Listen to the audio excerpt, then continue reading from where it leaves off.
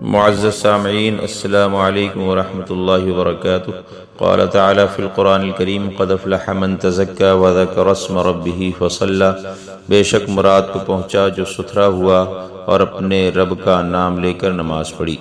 حضرت سید مولانا نعیم الدین مراد آبادی علیہ الرحمہ فرماتے ہیں، اس آیت کی تفسیر میں کہا گیا ہے کہ تزکیٰ سے صدقہ فطر دینا اور رب کا نام لینے سے عیدگاہ کے راستے میں تکبیریں کہنا اور نماز سے نماز عید مراد ہے۔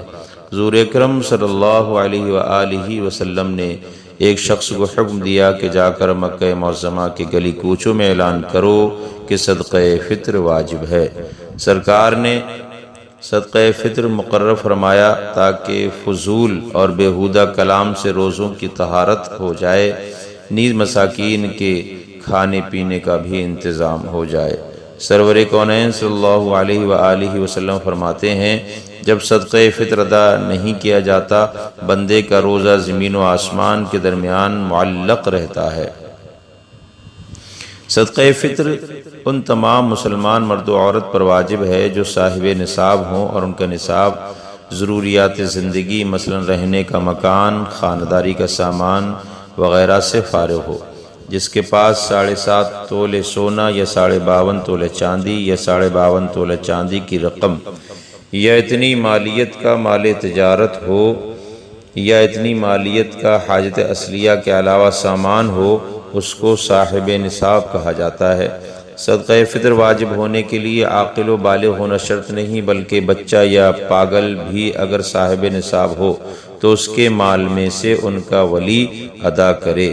صدقہ فطر کے لیے مقدار نصاب تو وہی ہے جو زکوٰۃ کا ہے، جیسا کہ آپ جانتے ہیں، لیکن فرق یہ ہے کہ صدقہ فطر کے لیے مال کے نامی یعنی اس میں بڑھنے کی صلاحیت ہونے اور سال گزرنے کی شرط نہیں ہے۔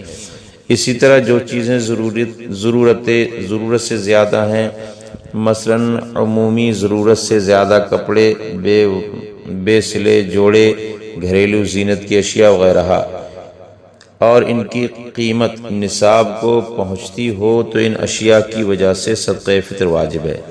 مالک نصاب مرد پر اپنی طرف سے، اپنے چھوٹے بچوں کی طرف سے، اور کوئی پاگل اولاد ہے چاہے وہ پاگل اولاد بالغ ہی کیوں نہ ہو تو اس کی طرف سے بھی صدقہ فطر واجب ہے۔ ہاں اگر وہ بچہ یا مجنون خود صاحب نصاب ہے تو پھر اس کے مال میں سے فطرہ ادا کر دے۔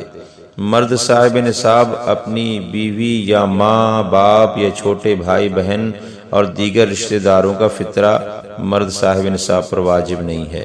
والد نہ ہو تو دادا جان والد صاحب کی جگہ ہیں، یعنی اپنے فقیر و یتیم پوتے پوتیوں کی طرف سے ان پر صدقہ فطر دینا واجب ہے۔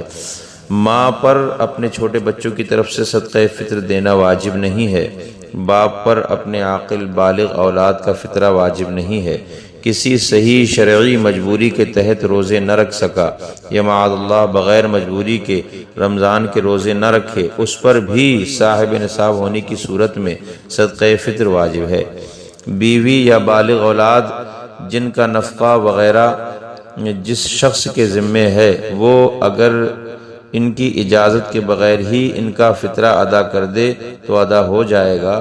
ہاں اگر نفقہ اس کے ذمے نہیں ہے، مثلا بالغ بیٹے نے شادی کر کے گھر الگ بسا لیا اور اپنا گزارا خود ہی کر لیتا ہے تو اب اپنے نان و نفقے کا خود ہی ذمہ دار ہو گیا، لہذا ایسی اولاد کی طرف سے بغیر اجازت دے دیا تو ادا نہیں ہوگا۔ بیوی نے بغیر حکم شوہر اگر شوہر کا فطرہ ادا کر دیا تو ادا نہیں ہوگا۔